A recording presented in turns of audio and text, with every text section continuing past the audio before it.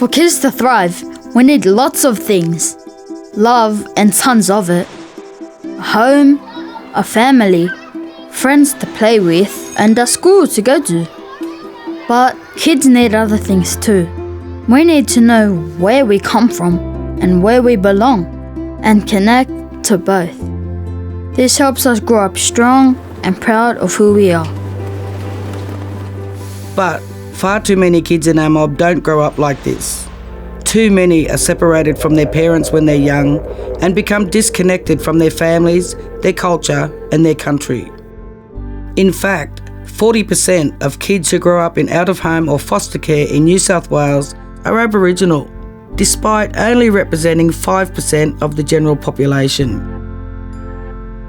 And once these kids enter the child protection system, they're more likely to be poor, have no job, be homeless, abuse drugs and alcohol, or go to jail. So, how can we change the story for us kids? We started by going back to our communities and listening to what they want. And what we heard was loud and clear. Our communities wanted a new system, one that looks after our young mob from early on and keeps families together instead of taking them apart. From this, we created the new Aboriginal Case Management Policy and based it on some important principles like putting our kids' rights and voices first and building a network of support around each child, ensuring it's Aboriginal families making the decisions, and our communities are involved. Recognising that our culture is unique to us, and this means services must be designed and delivered by us and tailored to our needs and values. Focusing on intervening early if a kid's at risk, preventing harm and keeping families together. And, unlike the past, it's an open, transparent system accountable to Aboriginal people. These principles inform some important changes for how the system should be working for us.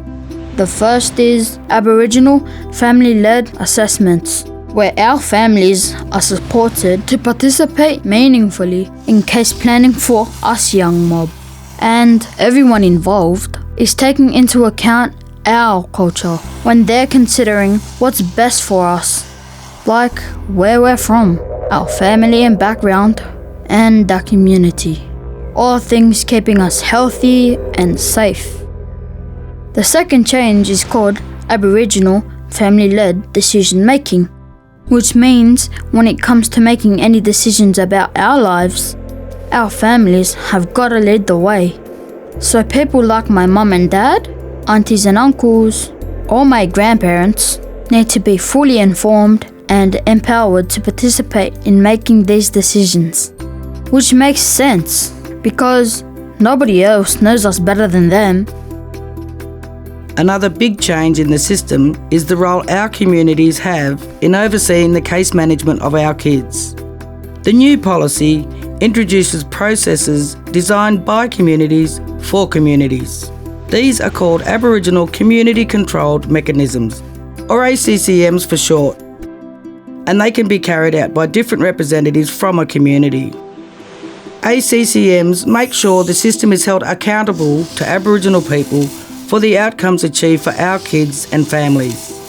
So, if anything goes wrong, we oversee the situation and have our own way of safeguarding our young mob. The final big change is what we called proactive efforts. This means caseworkers must always be looking for ways to help support and improve the outcomes for our kids and families, starting well before one of our young mob is separated from their family and placed into out-of-home care, but also during their stay and after they leave. And these actions must always be written down so we know what's being done to help our kids. So these are some of the big changes in the new Aboriginal Case Management Policy. Of course, there's more to be done, but these are changes for the better, and they've been created with our communities, so everyone can focus on the important job of helping us young mob thrive. For more information, visit AbSec, www.absec.org.au. www.absec.org.au.